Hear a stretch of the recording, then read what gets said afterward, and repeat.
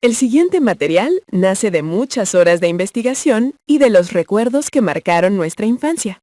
Lo presentamos con las mejores herramientas audiovisuales a nuestro alcance, esperando que lo disfruten tanto como nosotros, porque recordar es vivir. Imagínense esto, es 1981. Están pues sentados en la mesa del comedor después de cenar, Platicando tranquilamente, ¿no? exactamente platicando con su hija, y de esa simple sobremesa, o sea, de unos cuantos garabatos en una servilleta, terminan diseñando un imperio logístico transoceánico. Que no es poca cosa. Para nada. Un imperio que cambiaría para siempre la industria de Hollywood, revolucionaría la manufactura en Asia y, la verdad, reconfiguraría el cerebro de millones de niños en todo el mundo. Totalmente de acuerdo. Un saludo enorme y muy caluroso a toda la comunidad de Comic Ven Classic. Qué gusto tener a tanta gente apasionada del otro lado, acompañándonos en esta misión constante de preservar, desmenuzar y celebrar la historia del entretenimiento clásico. Y para quienes nos escuchan por primera vez, pues la invitación está abiertísima. Suscríbanse al canal para que sigamos protegiendo juntos este legado cultural. Claro que sí. Hoy tenemos sobre la mesa una verdadera obra maestra de la década de los 80. Vamos a realizar un análisis profundo de Thundercats. ¡Wow! ¡Qué tema! Sí, y la misión no es simplemente recordar una caricatura con nostalgia, ¿eh? Nuestra meta es diseccionar cómo un proyecto que, digamos, fue diseñado originalmente para vender plástico, terminó convirtiéndose en un mito moderno. Aquí es donde se pone realmente interesante. Lo fascinante aquí es cómo esta franquicia logró una síntesis absolutamente perfecta entre arte y comercio. O sea, es algo que rara vez ocurre de manera tan orgánica. Sí, es rarísimo. No estamos hablando de un producto unidimensional. Thundercats combinó conceptos de ciencia ficción dura, una construcción mitológica que bebe directamente de las epopeyas griegas y aparte una estrategia comercial despiadada y sin precedentes. Completamente despiadada. Lograron empaquetar todo esto de una manera que trascendió su época. Y pues sigue dictando las reglas del juego en la cultura pop actual. Y para entender esa magnitud, tenemos que regresar a esa mesa de comedor en el 81. Tobin Ted Wolfe y su hija Janice conceptualizan la idea básica, pero lo que vino después es un caso de estudio brutal. Ah, la logística. Sí, se armó una alianza estratégica que para la época era una locura. Tienes a Leisure Concepts, liderada por Stan Weston, asociándose con Telepictures y la legendaria productora Rankin Bass. Que ya eran unos gigantes.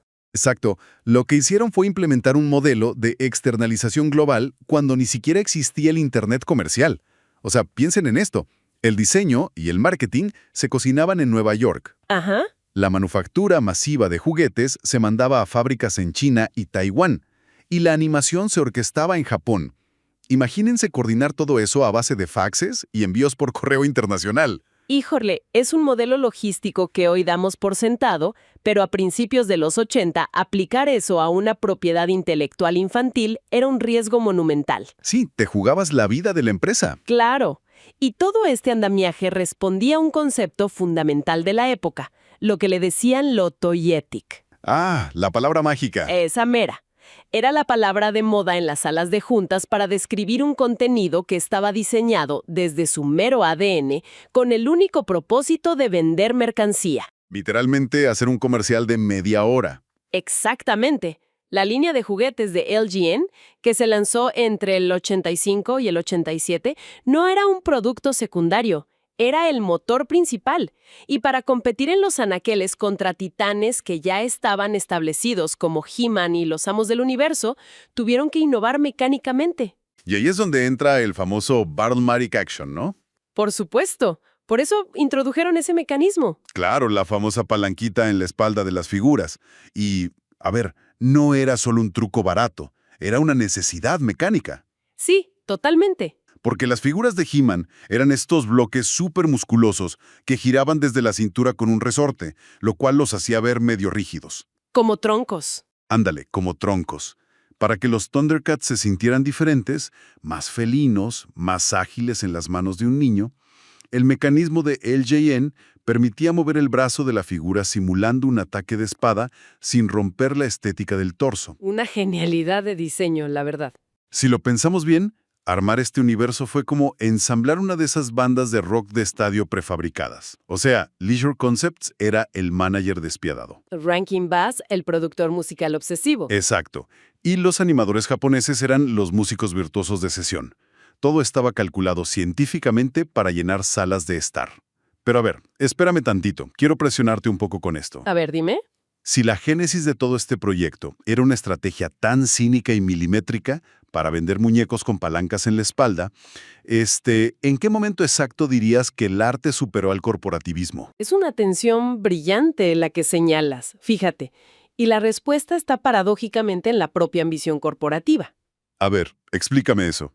Pues para que una estrategia comercial tan agresiva y costosa funcionara, el empaque visual tenía que ser innegable.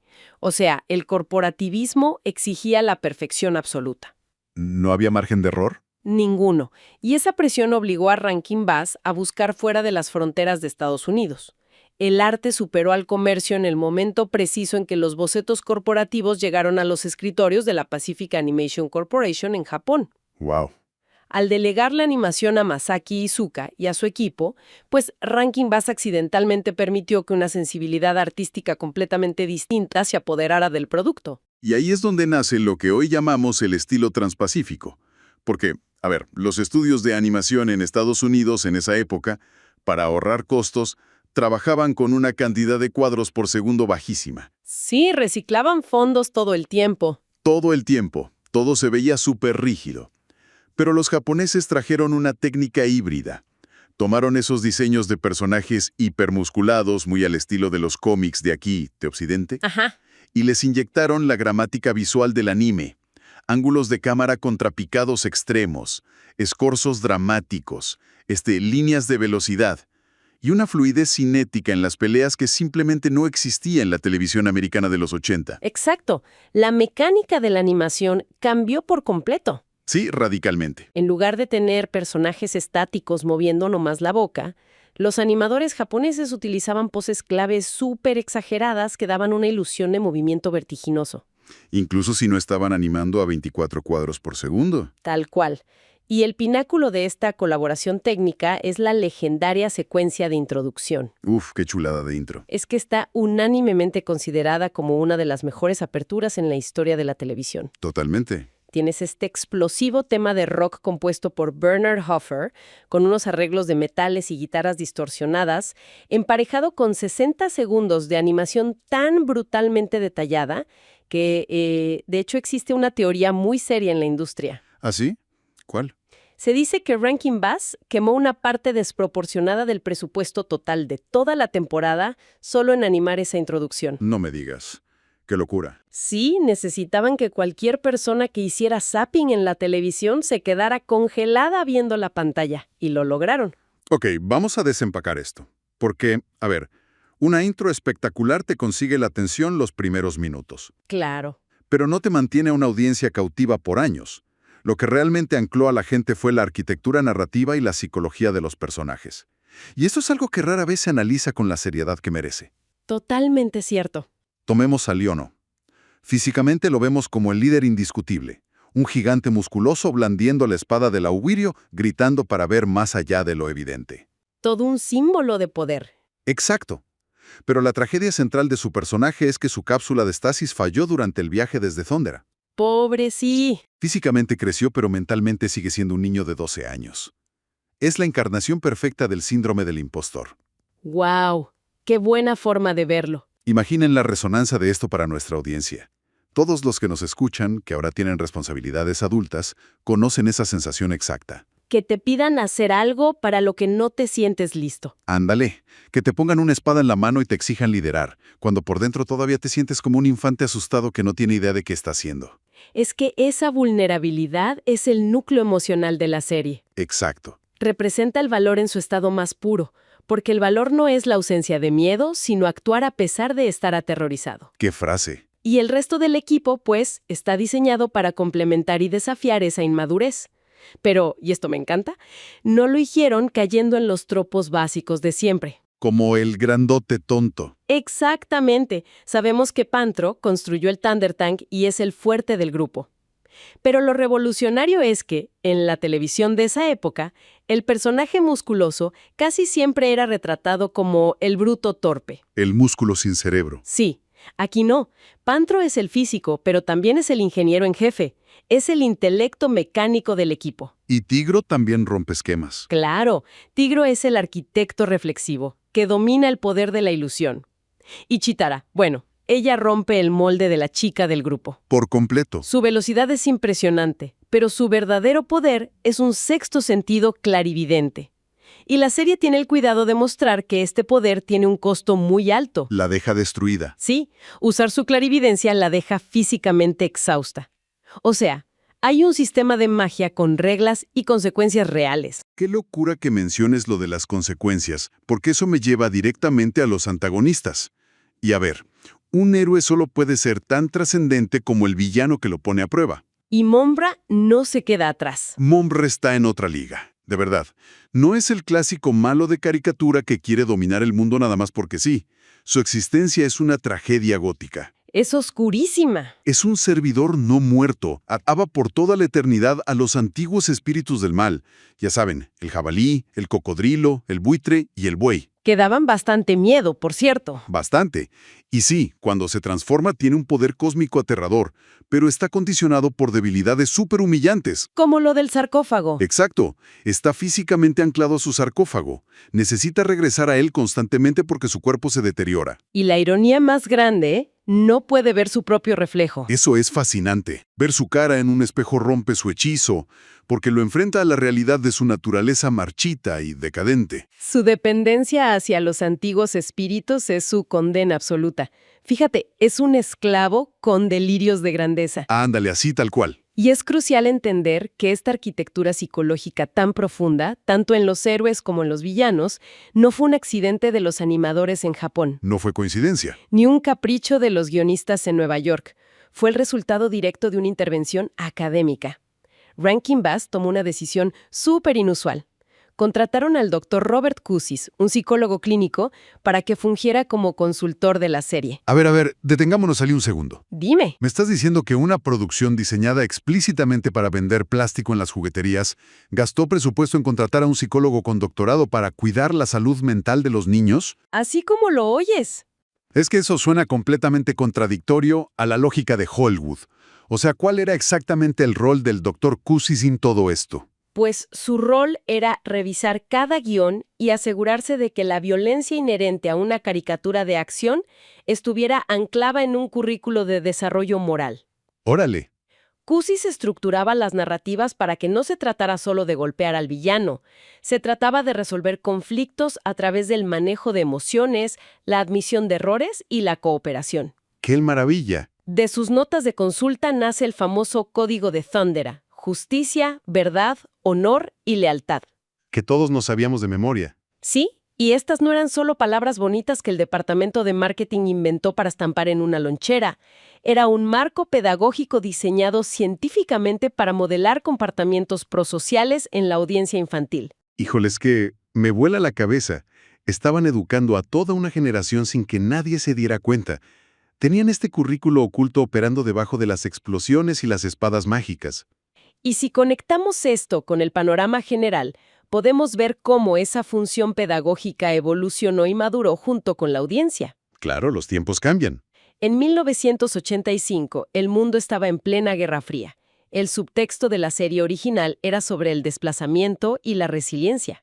Eran refugiados, a fin de cuentas. Exacto. Los Thundercats son refugiados cósmicos. Su planeta explotó, perdieron absolutamente todo y llegan a un mundo hostil, el tercer planeta. Intentando sobrevivir.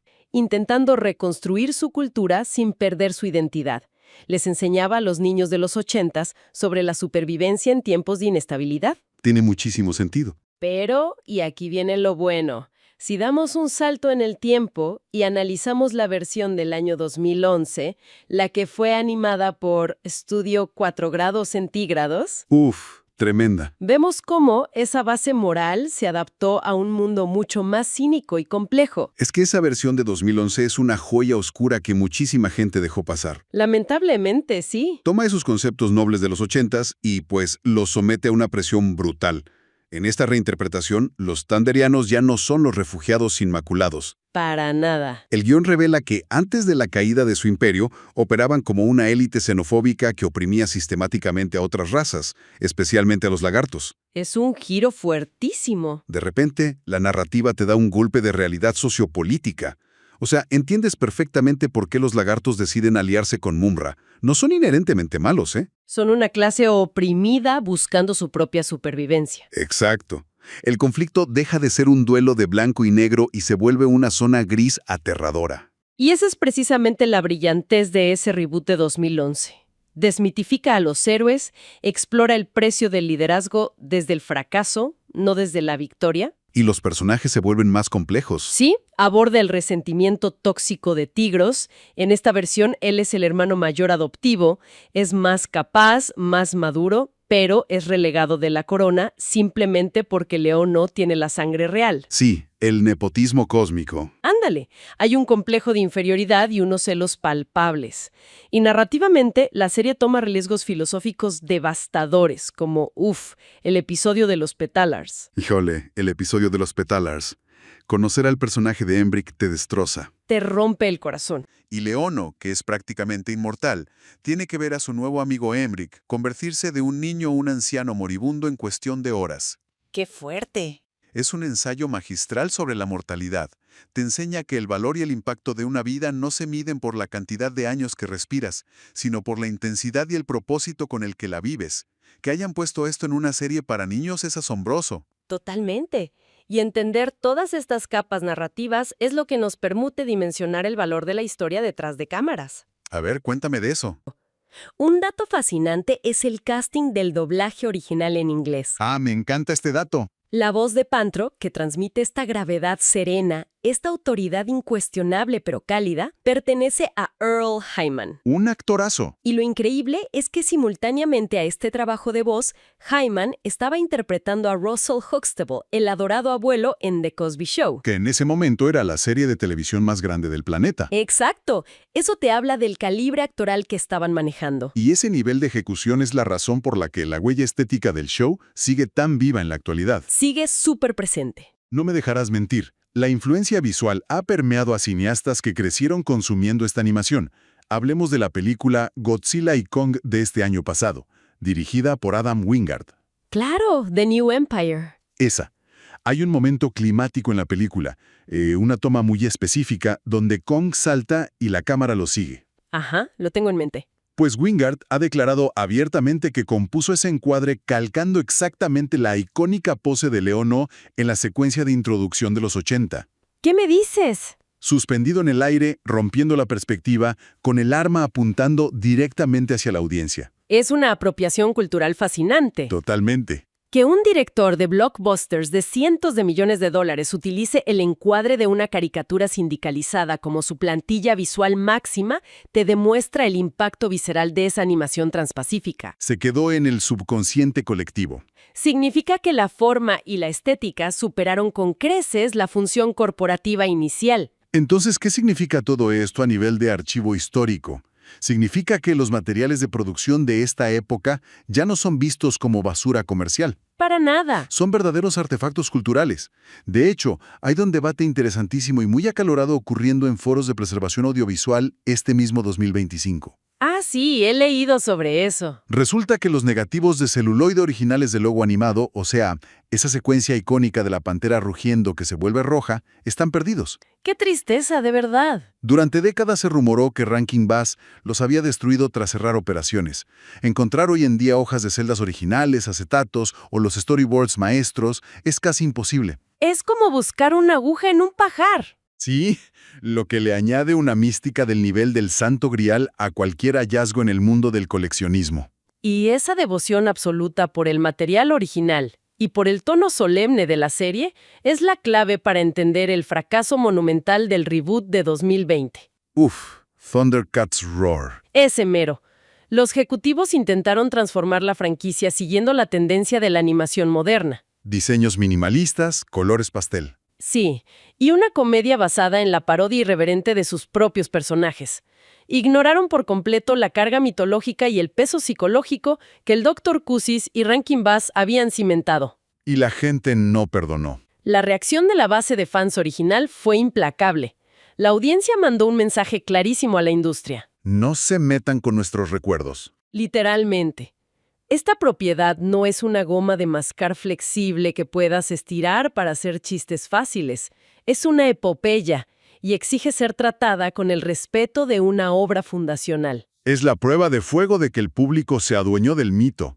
La audiencia protegió la integridad de la historia mejor que los propios dueños de la marca, fíjate. Sin duda. Y mirando el panorama, el legado se sigue expandiendo hacia lugares que nadie en Leisure Concepts hubiera imaginado en el 81. Indudablemente. El impacto sigue mutando. Tan solo hay que ver el mercado editorial. ¿Qué pasó ahí? En este año, 2026, Dynamite Comics lanzó Thunderhawks. Ah, claro. Un crossover monumental que unificó literalmente los universos de Thundercats y Silverhawks. Una belleza. La música contemporánea de alto nivel, pues el fenómeno es igual de fuerte. Totalmente. Tienes a Stephen Brunner, un virtuoso bajista y ganador del Grammy, que no solo adoptó profesionalmente el nombre de Thundercat, Qué buen músico, por cierto. increíble, sino que ha incorporado la iconografía, el logo y la estética visual creada por Rankin Bass como el núcleo de su propia identidad artística, llevándola a festivales de música alrededor de todo el mundo. Es que es impresionante. Es por todo esto, por esta alquimia extraña y perfecta entre logística empresarial, animación japonesa revolucionaria, psicología infantil encubierta y drama mitológico, que esta pieza es indispensable en la colección de cualquier amante de la cultura clásica. Completamente de acuerdo contigo. Ha sido un verdadero privilegio diseccionar esta maravilla con tal nivel de detalle. Despedimos este análisis profundo agradeciendo inmensamente a nuestra comunidad de Comic Bank Classic.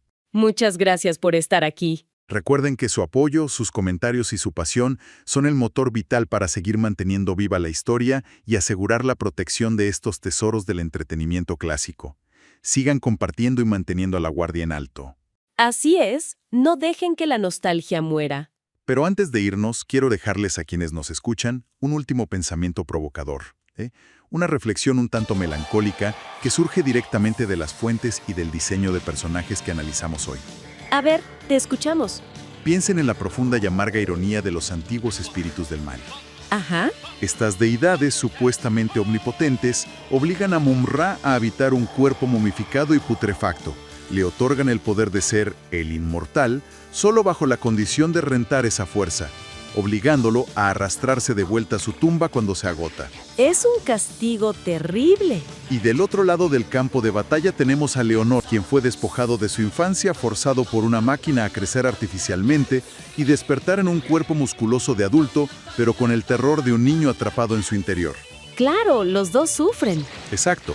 De alguna manera trágica y macabra, tanto el héroe máximo como el villano definitivo son prisioneros absolutos del tiempo y de la biología. Su guerra eterna, esa que nos cautivaba todas las tardes frente al televisor, no es solo una batalla por el control del tercer planeta. Es algo mucho más personal. Es, en el fondo, la lucha desesperada de dos entidades intentando dominar sus propias prisiones corporales. Algo para que reflexionen la próxima vez que escuchen ese famoso rugido. Hasta la próxima y gracias por escuchar.